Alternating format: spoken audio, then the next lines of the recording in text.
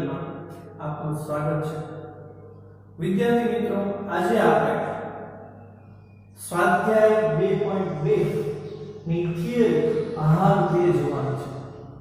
વિદ્યાર્થી મિત્રો, જો તમે સ્વાધ્યાય 2.2 ની થિયરી ભાગ 1 જોયો ન હોય તો પહેલા તમે તે જોજો, પછી જ ભાગ 2 જોજો। વિદ્યાર્થી મિત્રો, સ્વાધ્યાય 2.2 આપણા 100 માંથી 100 મેળવવા માટે ખૂબ જ ઉપયોગી છે અને તેમાં એના જે ફેરવેલા દાખલા જીએસટી બોર્ડમાં પૂછાય છે, ગુજરાત બોર્ડમાં પૂછાય તે ખૂબ જ ઉપયોગી છે। તો જેથી તમે અહીંયા ધ્યાન રાખજો। જો તમને આ વિડિયો ગમે તો maths unlimited by Mahuvana YouTube channel subscribe કરજો, લાઈક કરજો, કોમેન્ટ આપજો। તો ચાલો વિદ્યાર્થી મિત્રો, આપણે ભાગ 1 માં શું જોયું હતું પહેલા તે જોઈ લઈએ। તો ભાગ 1 માં આપણે જે જોયું હતું એ ખાસ કરીને આ જોયું હતું, તો કે દ્વિઘાત બહુપદી માટે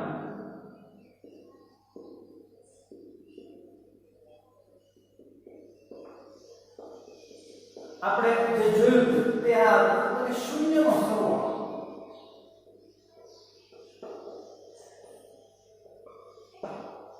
દ્વિઘાત બહુપદીનું સામાન્ય સૂત્ર શું છે? તો કે દ્વિઘાત બહુપદી છે એનું સામાન્ય સૂત્ર લખી રાખો તો કે ax2 bx c છે, બરાબર? આ એનું સામાન્ય સૂત્ર છે। દ્વિઘાત બહુપદી માટેનું જે સામાન્ય સૂત્ર છે તે ax2 bx c છે। વિદ્યાર્થી, શૂન્યનો સરવાળો શું છે? તો કે આપણે જો સૂત્ર ભાગ 1 માં જોઈ ગયા છે તો એ છે x નો સહગુણક છેદમાં x વર્ગ નો સહગુણક। ધ્યાનથી જોજો વિદ્યાર્થી। હવે શૂન્યના ગુણાકારનું સૂત્ર શું છે?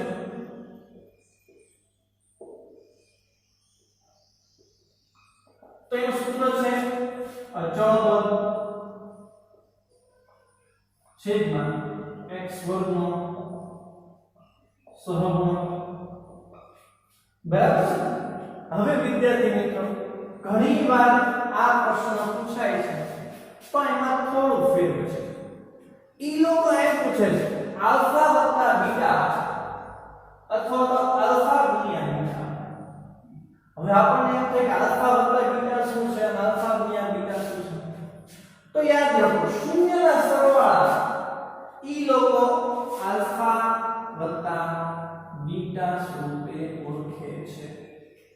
ગણિત આપણે આલ્ફા વત્તા બીટા સ્વરૂપે ઓળખીએ છીએ। તો તમે જોઈ શકો છો આલ્ફા વત્તા બીટા હે શું છે? હે નિશાની સમજમાં તો કે આલ્ફા વત્તા બીટા રચના સરવાળા નિશાની આપણે શૂન્યના સરવાળાનો સૂત્ર આલ્ફા ગુણ્યા બીટા અથવા તો એને નામ આ હોય અથવા આનો મતલબ પણ ગુણાકાર છે, આનો મતલબ પણ ગુણાકાર છે।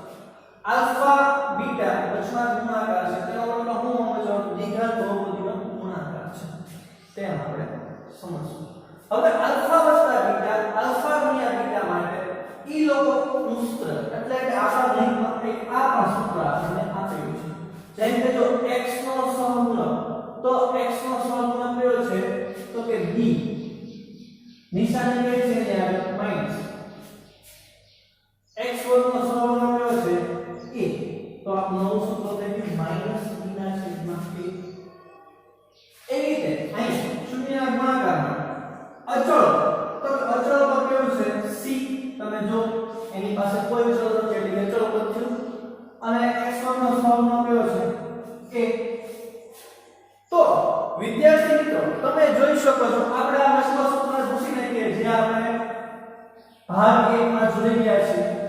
તો જો શૂન્યના ગુણાકાર એટલે કે આલ્ફા વત્તા બીટા માટેનું સૂત્ર માઈનસ b ના છેદમાં a અને શૂન્યના સરવાળા માટેનું સૂત્ર માઈનસ b ના છેદમાં a અને શૂન્યના ગુણાકાર એટલે કે આલ્ફા ગુણ્યા બીટા માટેનું સૂત્ર c ના છેદમાં a। તો આ રીતે પણ આપણને ફેરવી તોડીને પૂછી શકે છે। આપણે 100 માંથી 100 લાવવા છે તો એની માટે આપણે બધી જ વસ્તુઓ ઉપર નજર રાખવી પડે અર્જુનની જેમ. હવે આપણે એક દાખલો જે ભાગ 2 નો ખૂબ જ અગત્યનો દાખલો છે. જો આપણો દાખલો એમ છે કે દ્વિઘાત બહુપદી આપી છે. આ ઉદાહરણ નંબર 4 નો દાખલો છે. તો કે એમાં કીધું છે કે દ્વિઘાત બહુપદી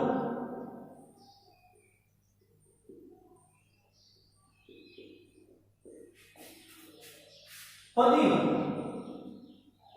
શૂન્યનો સરવાળો અને ગુણાકાર -3 અને 2 છે. તો હું કીધું છે દ્વિઘાત બહુપદીનો શૂન્યનો સરવાળો અને ગુણાકાર -3 અને 2 છે. તો તે દ્વિઘાત બહુપદી શોધો.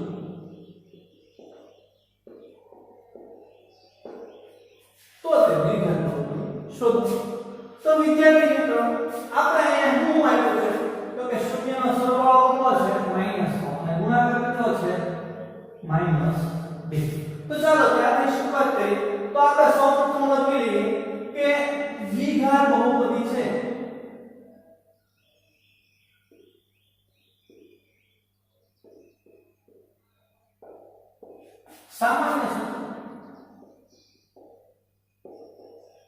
સામાન્ય સૂત્ર એટલે સાસુ બરાબર તે x નો વર્ગ વત્તા bx વત્તા c છે. આપણે બધા જાણીએ છીએ બરાબર. હવે આપણે આગળ જઈએ તો કે શરૂઆત કરીએ શૂન્યના સરવાળા. તો કે શૂન્યનો સરવાળો તો એટલે કે આલ્ફા વત્તા બીટા. તો એ શું છે તો કે આપણે હમણાં જોઈ ગયા કે -b ના છેદમાં a છે બરાબર છે. -b ના છેદમાં a છે. તો આ -b ના છેદમાં a છે એની બરાબર શૂન્યનો સરવાળો કેટલો છે 3 કે -3 લઈ લઈએ બરાબર. આપણે આ નીચે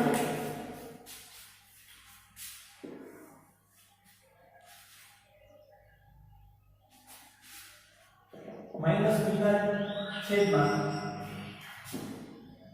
-b ના છેદમાં a છે તો એની બરાબર કેટલા છે -3 છે બરાબર. તો વિદ્યાર્થી મિત્રો આ 3 ના છેદમાં કાંઈ નથી તો હું 1 લઈ લઉં છું અને આ એક વાસ્તવિક સંખ્યા છે એની બરાબર હું k લઈ લઉં છું બરાબર છે. કેમ કે 3 ના છેદમાં 1 3 વાસ્તવિક સંખ્યા છે એની બરાબર કોઈ વાસ્તવિક સંખ્યા હશે આપણે k લઈ લઈએ છીએ. હવે વિદ્યાર્થી મિત્રો તમે અહીંયા ખાસ જોજો આને અહીંયા ફરીવાર લખી નાખું. તેથી કરીને -b ના છેદમાં a બરાબર -3 ના છેદમાં 1 બરાબર k. આને ફરીવાર નીચે લખી નાખું છું. તો વિદ્યાર્થી મિત્રો તમે જોઈ શકો છો તો આ a ને 3 ની જગ્યાએ અને 3 ને a ની જગ્યાએ આપણે મૂકી. તો -b ના છેદમાં -3 બરાબર a ના છેદમાં 1 બરાબર k આવશે. હવે આ -b ના છેદમાં 3 બરાબર k છે અને a ના છેદમાં 1 બરાબર પણ k છે. તો આને આપણે ફરીવાર લખીએ. તમે જોઈ શકો છો તો કે -b ના છેદમાં 3 બરાબર k. આ સૂત્ર લખીશું અને તો -b ના છેદમાં -3 બરાબર k અને a ના છેદમાં 1 બરાબર k. વિદ્યાર્થી મિત્રો આ માઈનસ છે એને આપણે ઉડાડી દીધું છે એટલે આપણે અહીંયા લખીએ છીએ ધ્યાન આપજો. તેથી b ના છેદમાં 3 બરાબર k અને a ના છેદમાં 1 બરાબર k. આપણને આ મળશે. હવે b ના છેદમાં 3 છે તો b શોધવો હોય તો 3 છેદમાં છે બરાબર ત્યાં સાથે તો k સાથે ગુણાઈ જાય તો 3k આપણને મળશે. અને આવી જ રીતે a શોધવું હોય તો 1 છેદમાં છે બરાબર ઇંગ્લિશ સાઈડ જાય તો આપણને મળશે. તેથી k a બરાબર 1k. તમે જોઈ શકો છો અહીંયા b અને a ની આપણને કિંમત મળી ગઈ છે. હવે c માં તો શૂન્યનો ગુણાકાર, તો કે શૂન્યનો ગુણાકાર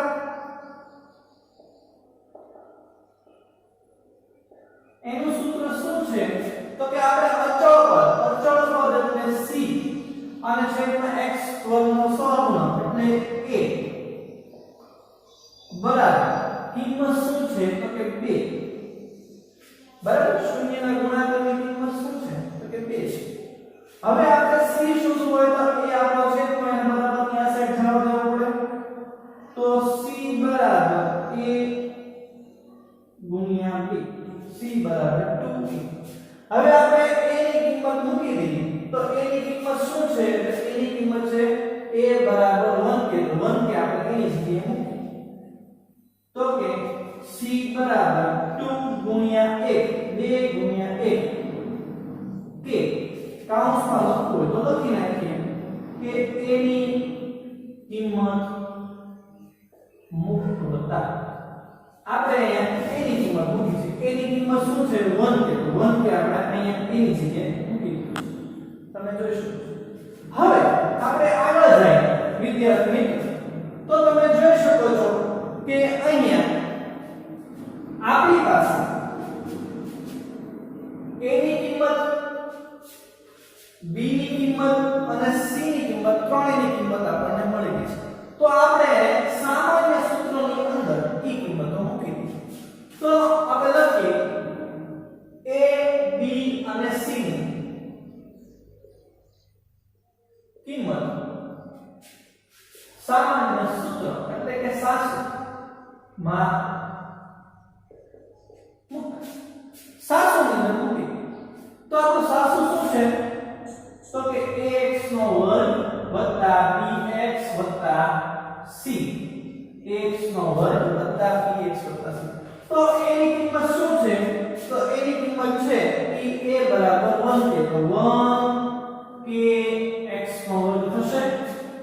a બરાબર 1k અને x નો વર્ગ તો છે તે. b બરાબર શું છે? તો b બરાબર તમે જો તો હું છે 3k. તો હું કે 3k અને x થશે. b બરાબર 3k અને x તો પડ્યો છે. c બરાબર શું છે? તો c બરાબર છે 2 ગુણ્યા 1 એટલે 2 કા 2 k. તો c બરાબર 2k. 1kx નો વર્ગ વત્તા 3kx વત્તા 2k. હવે વિદ્યાર્થી મિત્રો તમે જો તો અહીંયા કે અને અહીંયા ત્રણેય કે સામાન્ય છે. ત્રણેય પાસે કે છે. જે સામાન્ય હોય એટલે ગણિતની ભાષા આપણે શું કરીએ? કૌંસની બહાર મૂકી દઈએ. તો આપણે k ને કૌંસની બહાર મૂક્યો, બાકી અંદર જે વધ્યું લખી નાખીએ. તો અહીંયા 1x નો વર્ગ, હવે 1 અને x નો વર્ગ બંને શું છે? ગુણાયેલા છે. તો કોઈ પણ સંખ્યા સાથે એક ગુણાયેલો હોય તો આપણે એને લખીએ તોય વાંધો નહીં, ન લખીએ તોય વાંધો નહીં. તો સરળતા ખાતર આપણે 1x ને 1 ની જગ્યાએ માત્ર x નો વર્ગ લખીએ છીએ. 3kx એમાં k બહાર નીકળી ગયો તો 3x અને આમાં 2k માં k બહાર નીકળ્યો તો અહીંયા 2. તો વિદ્યાર્થી મિત્રો આપણને જે બહુપદી મળી કે આપણે બહુપદી કઈ છે? x નો વર્ગ 3x 2. આ આપણી બહુપદી છે. તો વિદ્યાર્થી મિત્રો તમે જોઈ શકો છો આપણને સીધી રીતે અથવા તો ઉલટી રીતે, જેમ કે આપણને ખબર છે કે સમજ આધારિત ક્વેશ્ચન પણ પૂછવાના છે કે તમને કેટલું સમજાવવું છે. આપણે પહેલા જ વાત કરી બ્લુપ્રિન્ટ ની અંદર. તો વિદ્યાર્થી મિત્રો જો આપણે 100 માંથી 100 માર્ક મેળવવા હોય તો આ વસ્તુ આપણે ખાસ નજરમાં રાખશું. આપણને સીધી રીતે ભાગ 1 માં જોઈએ અને ઉલટી રીતે આપણે થિયરી ભાગ 2 માં જોઈએ. તો ઉલટી રીતે પણ પૂછી શકે છે, આ ઉલટી રીતની છે, અને સીધી રીતે પણ પૂછી શકે છે. હા વિદ્યાર્થી મિત્રો એક વસ્તુ યાદ રાખજો કે આપણી જે ચોપડી છે, ગણિતની ધોરણ 10 ની ચોપડી છે, એમાં આ રીતે સરળ રીતે સમજાવેલું નથી. એમાં સીધો જ તમને જવાબ આપી દીધો છે. a b અને c ની કિંમત તમને સીધી જ આપેલી છે. પણ આપણે અહીંયા સરળ રીતે તમને સમજાવેલું છે જેથી તમને વધુ સરળ રીતે સમજે છે. જો વિદ્યાર્થી મિત્રો તમને આ ગમ્યું હોય તો જરૂર લાઈક કરજો. અમારી YouTube channel maths unlimited by Makwana આ YouTube ચેનલને સબસ્ક્રાઇબ કરજો અને જરૂર કોમેન્ટ આપજો. અસ્તુ.